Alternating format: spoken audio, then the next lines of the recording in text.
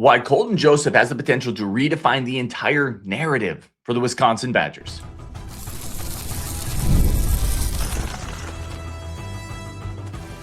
You are Locked On Badgers, your daily podcast on the Wisconsin Badgers.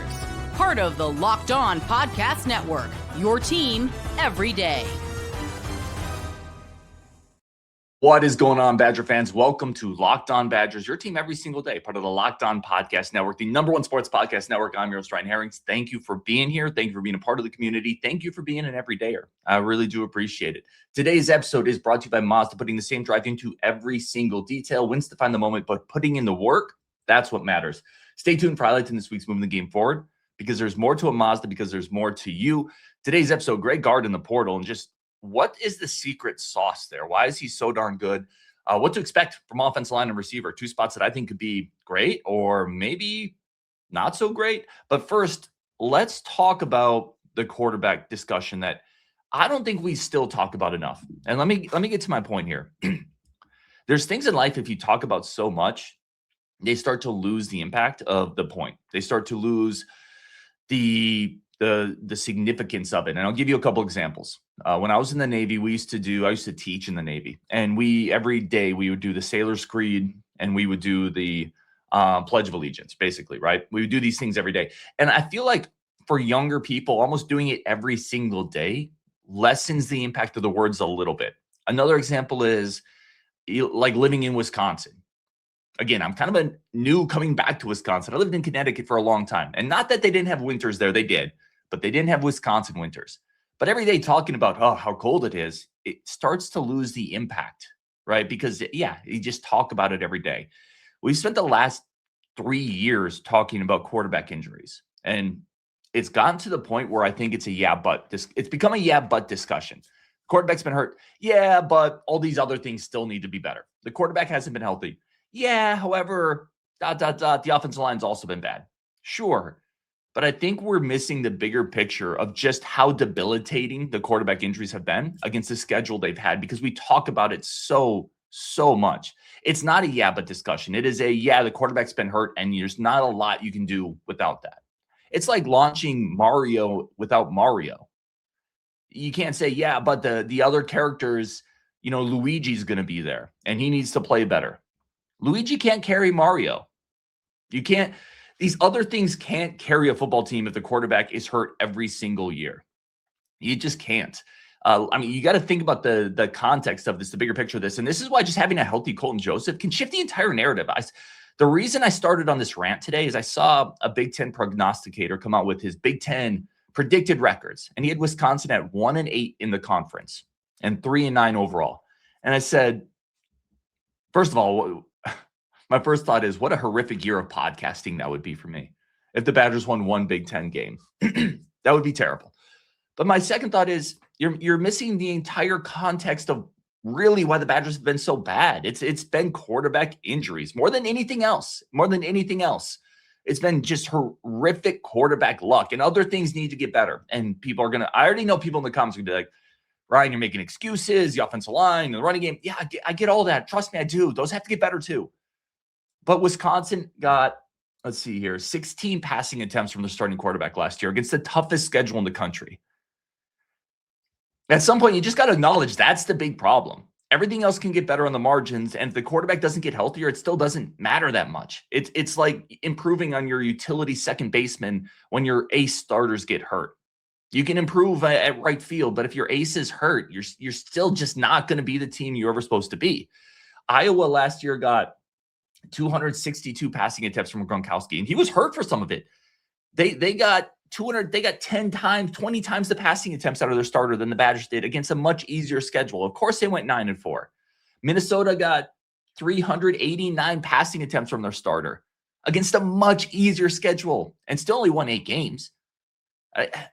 If Colton Joseph is just healthy this year, these 1-8 predictions are going to look ridiculous. They're going to be absurd. It's the biggest reason why this hasn't worked. And we continue to talk around it and talk about the offensive line coaches and some other spots. And the defense hasn't done this. The defense has been fine.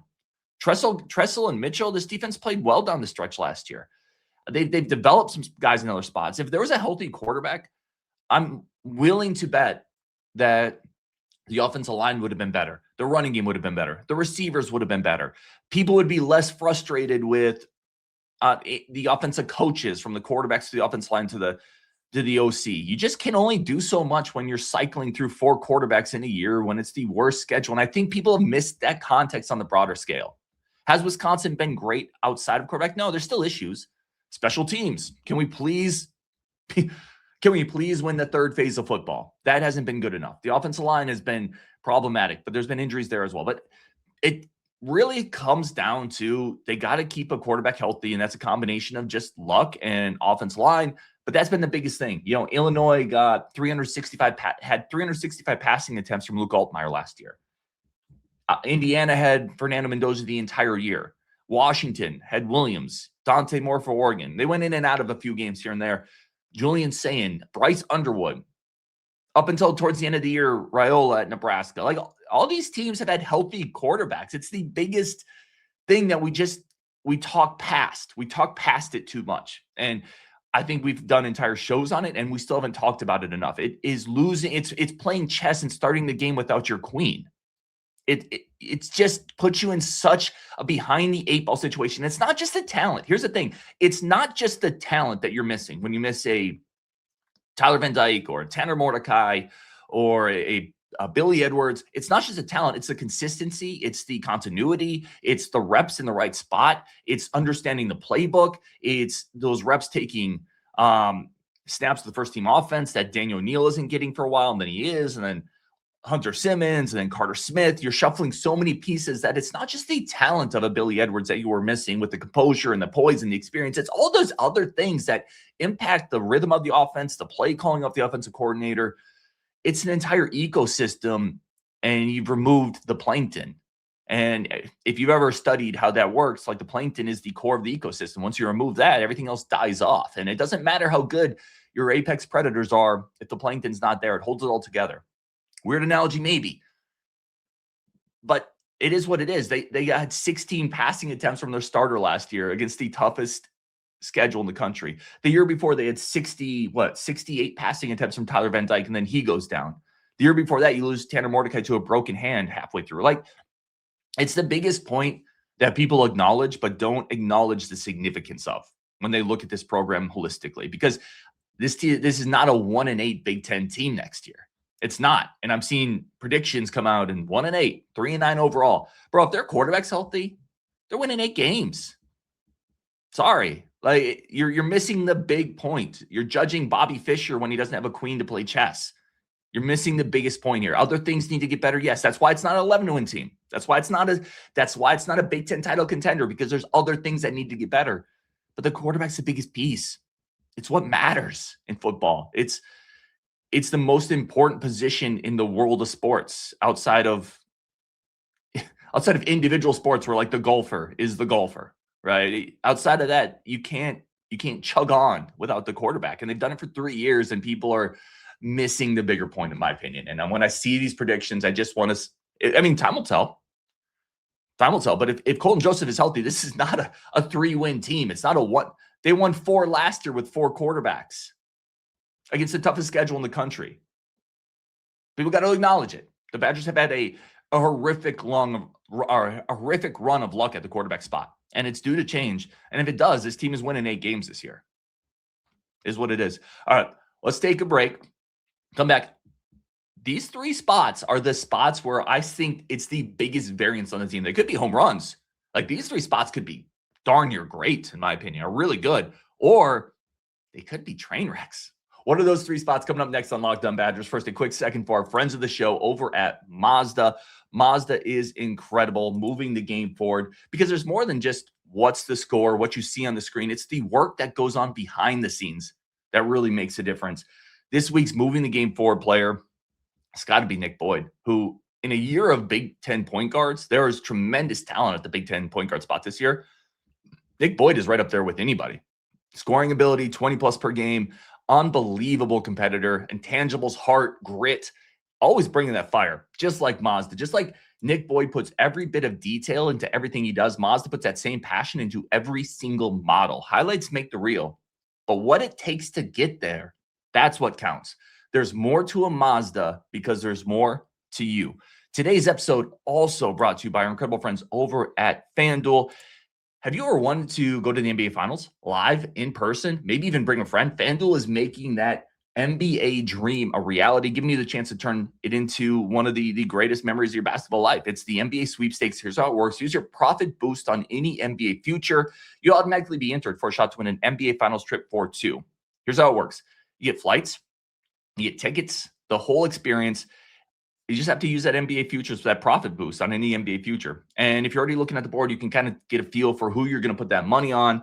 I love futures this time of the year anyway. It adds a little bit of juice to the season, to games, to the playoff runs, whatever it is. It's a lot of fun to use. And now not only can you pick cash, but it can also send you to the finals. Visit FanDuel.com to get started. Use your profit boost on an NBA future and get entered for your chance to win a trip to the NBA Finals. Play your game with FanDuel, the official sports betting partner of the NBA.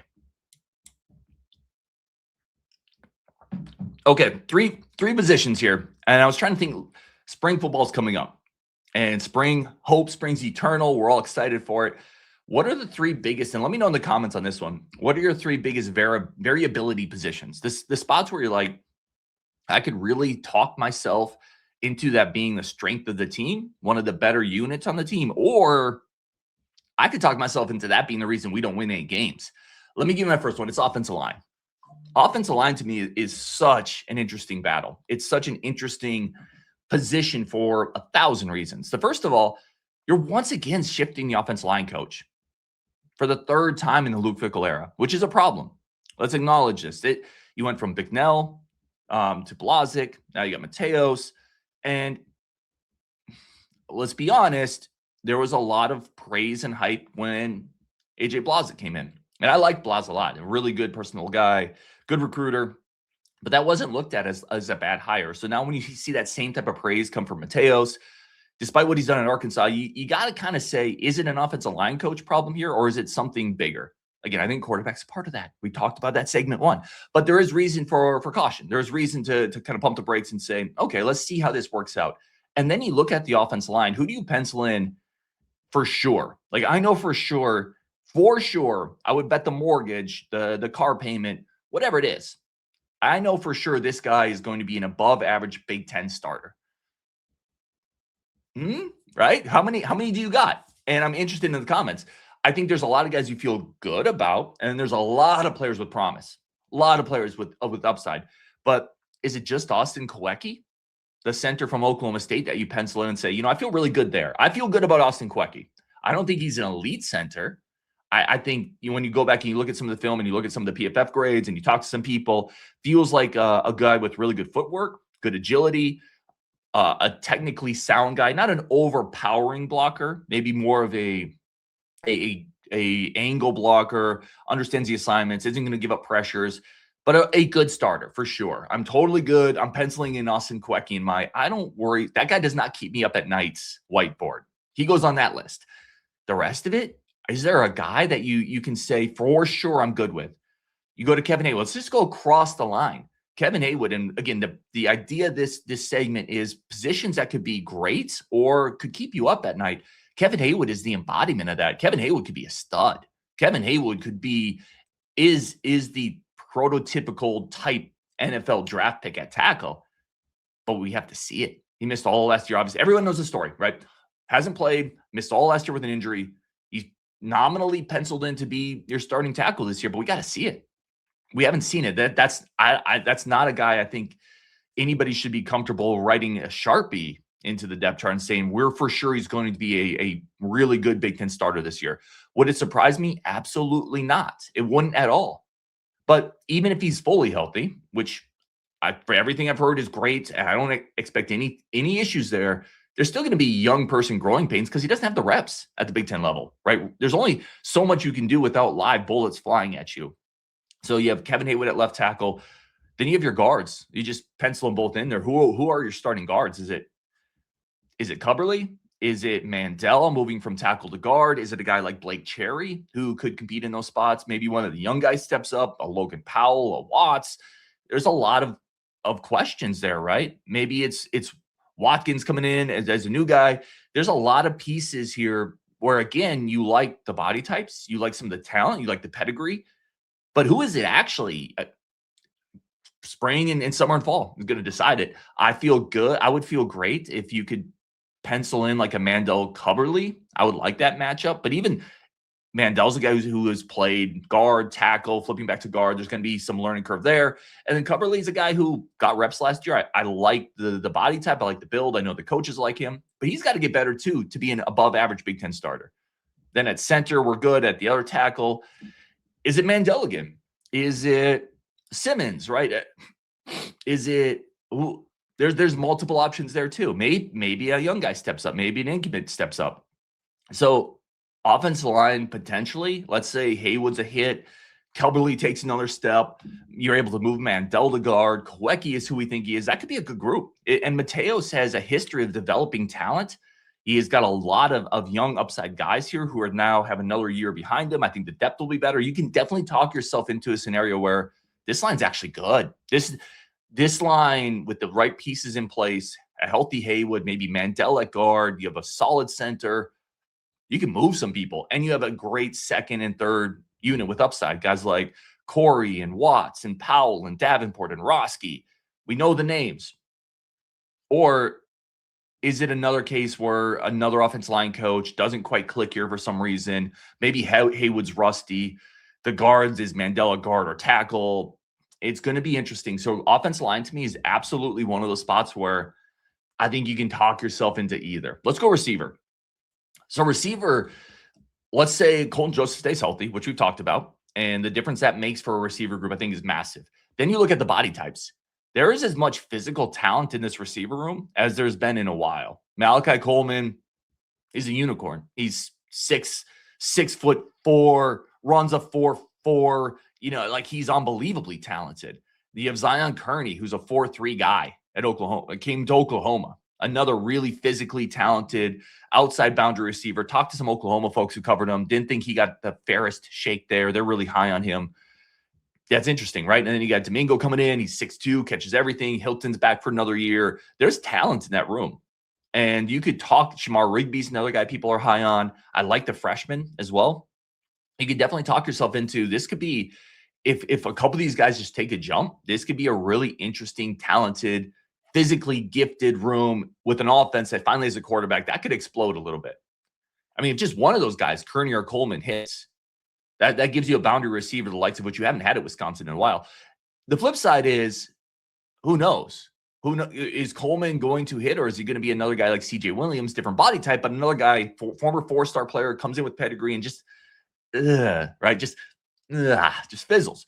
Is Kearney going to be a guy that explodes, or is he another guy like Jaden Ballard, who comes in from a blue blood program with the requisite 40 time to be a dynamic weapon on the outside and then just fizzles? I don't know. Is Domingo going to adjust to the conference bump, the bump in talent and competition? I don't know. Can Hilton take the second-year step? I don't know. There's a lot of questions here. I feel confident in the number of bodies they got. I would have liked one more guy with production at the FBS level. But again, this position to me is very much a question mark. That's very much you could talk me into either side of the equation here. I can't wait for spring. The other one I'd hit on quick is cornerback. I feel better about cornerback because I think you can slot in Robinson as a solid starting corner, and the rest are going to figure themselves out. Cornerback to me has less variance. I don't think cornerback is. I don't really see a path for the cornerback room to be bad this year. I don't. I think how good is the variance in the quarterback room? Are they just going to be an average Big Ten group? Possible. Can they work their way into above average to really good? That's going to depend on if a guy like Bryce West hits. It's going to depend on the development of some of the younger players on the roster. But I think the floor at corner is pretty high, actually. So let me know, offensive line, receiver, any other variant spots that you guys could talk me into or talk yourselves into. That could be really good or really bad on either side of the coin. Now, let's talk next, Gard and his portal wizardry. What's the secret sauce? Why is he so good in the portal? I have a theory. That's coming up next on Locked On Badgers. First, let me tell you about our great friends over at Indeed. There's a lot that goes into a business, right? You have workplace drama, your inbox piling up, office politics, all these things. And in the meantime, while you're trying to do all this, while you're trying to work with your clients, while you're trying to push your business forward, you still have that spot that you got to fill, that really important spot that your company needs to hit a home run on to push your business forward. And it's hard. It can be hard to find the right candidates. That's why Indeed is here to help you find the right person, not just somebody who stumbles upon your job post. Indeed sponsored jobs helps you find the people who actually fit what you're looking for. Skills, experience, location. Massively important. It's a time saver. So if you're hiring, spend less time searching, more time interviewing candidates to check all the boxes with Indeed sponsored jobs. And here's a stat that says it all. In the minute I've been talking to you, companies like yours have made 27 hires on Indeed, according to Indeed data worldwide. Just go to Indeed.com/podcast right now. Support our show by saying you heard about Indeed on this podcast. Indeed.com/podcast. Terms and conditions do apply. Need to hire? This is a job for Indeed sponsored jobs. All right, let's come back into this. Let's talk Gard on the portal. Also, for those who tune into every show, we have an everydayer program. If you want to check out the link that's in the show notes, you get access to a Discord. You get some additional perks. You get ad-free shows. So it's a great way. If you want just a little bit more and you're tuning in every day anyway, go check that out. You'll find the link in the show notes. Okay, let's talk about Gard in the portal, because the dude's just hitting home runs after home runs. And a lot of coaches, a lot of teams, a lot of programs really struggle in this portal era of basketball. They don't find the right fits. They're not getting talent. They're struggling to find consistency and cohesiveness. And Gard just keeps hitting home runs or doubles or singles, whatever it is. He's not striking out. You look at last year's class, Elijah Gray, off the court stuff. I don't even know if you can really hold that against Gard. Everybody else, Rapp, Carrington. Do we even need to talk about Nick Boyd? Just absolutely tremendous additions. And even Andrew Rohde is a guy who's starting on a team that's nominally a 6 seed right now in the Big Ten tournament. What's the deal? Why is he so good at this? I think part of it, a big part of it, is he still has the culture building that Bo Ryan instilled in this program. So Gard has come a long ways, right? He's shifted his offense, he's adjusted, but at its core, it's still a fundamental based program that has a scheme, it has a system. They understand the bigger picture and they build culture.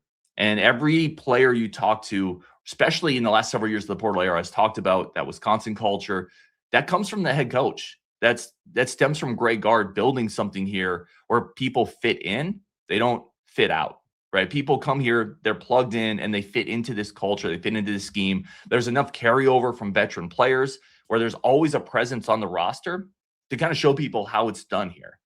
I think it's a massive part of this. I think in the era of the portal, the coaches who have the ability to build culture and to have a fundamental type of basketball, I think those are the coaches that are going to be successful. And you're not star chasing. You're finding players that fit into the culture of what you do and what you are.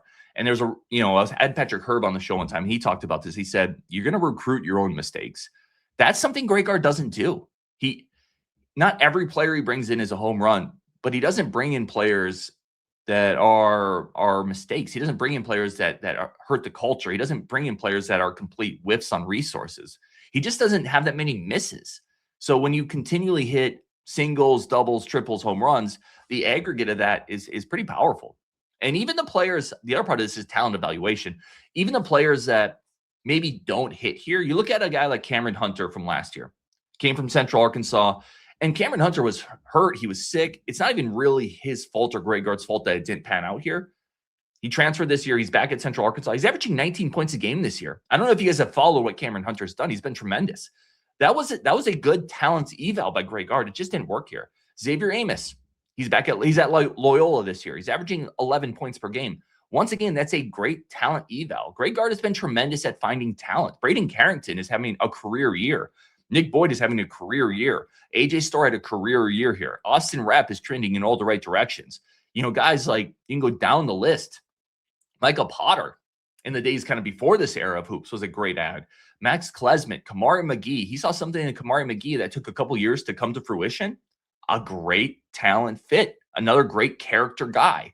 He's just been tremendous. And as long as you have the ability to find fits culturally and identify talent, Wisconsin's going to be just fine in the portal era. And if you could get Gard a little more money, which I think is happening, if you can do that, this team has a pretty high ceiling just because of Gard and his staff's, important to note, Gard and his staff's ability to find, identify, and land the right type of fits for Wisconsin. This program's not going to go anywhere. And I think this is going to be another massive offseason. Potentially, there's a world where you're replacing not just Boyd and Rhodey, but there's a world where you're replacing maybe a Winter or a Blackwell too. But we talked about this last year when you had to replace a John Tonjane. What is Gard going to do? And we talked about it the year before when you're replacing, you got to replace a Hepburn and a AJ Storr. I think at this point, you get him the benefit of the doubt because he's been tremendous at doing it. All right. Really do appreciate everybody tuning in to Locked On Badgers. Coming up tomorrow, we have obviously preview. We got hoops coming up tomorrow, a big day for the Badgers. Thanks for tuning into the podcast. As always, really do appreciate everybody. Make sure to subscribe, follow, do all the amazing things. And thank you for being an everydayer. If you never miss an episode, the Everydayer Club is built for you. Get Locked On Badgers ad-free, plus members-only Discord access and more. Head over to the link in the show notes to join the club. And with that, thank you so much for tuning in to Locked On Badgers, and really do appreciate every single one of you on Wisconsin, and we will talk tomorrow.